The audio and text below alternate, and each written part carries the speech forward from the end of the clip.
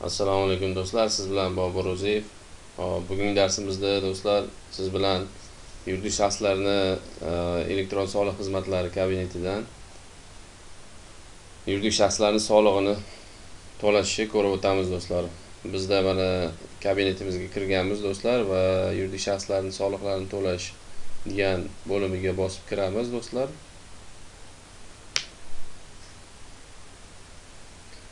Hop, hamda birinchi navbatda to'lov topshiriqnomalari ro'yxati turadi bu joyda do'stlar. Qarab ko'ramiz. Bu joyda eng oxirgi nomerimiz necha? O'sha nomerimizni tartib raqamini bilganimiz holatda to'lov topshiriqnomalarini shakllantirish tugmasini bosamiz do'stlar.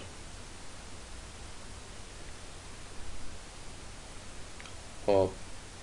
Hamda do'stlar biz soliq turlari degan joyga aylanmadan soliq ko'rib o'tamiz. Ya'ni bu korxonamiz aylanmadan soliq to'laydi yoki oldingi nomi bo'yicha yagona soliq to'lovi. Выберите назначение платежа. Biza birinchi bo'limdagi, ya'ni uplata налог, другие обязательства платежи согласно расчету. Ya'ni biza o'zimizning hisobimiz bo'yicha to'lashimiz kerak buni do'stlar. Hamda platoshga поручениeni nomerini qo'yishimiz kerak bo'ladi do'stlar. Bu joyda mana bir kvartallikni bizdagi soliq summani ko'rib o'tamiz.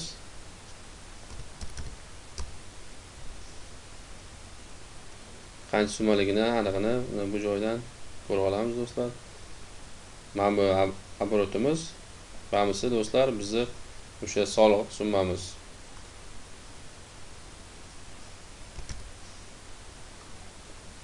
Yana bir marta tekshirib olamiz.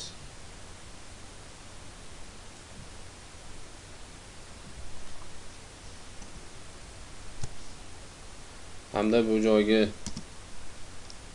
yozamiz do'stlar.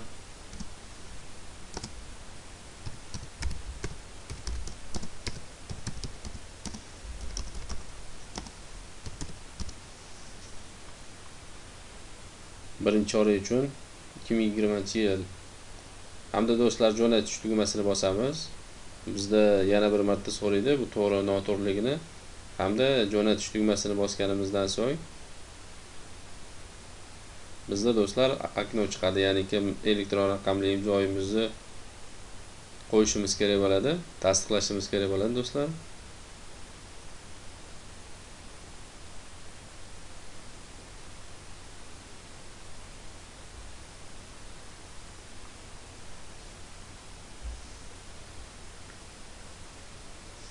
Hop, elektron raqamli imzoyimizni qo'yamiz bu yoqqa do'stlar.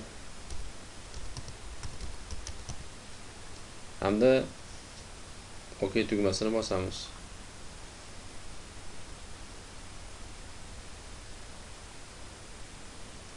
Mana shunaqa muvaffaqiyatli jo'natildi degan xabar chiqsa, demakki imzoyingiz to'g'ri qo'yilgan bo'ladi. OK tugmasini bosib yana to'lov topshiriqnomalari ro'yxatiga o'tamiz.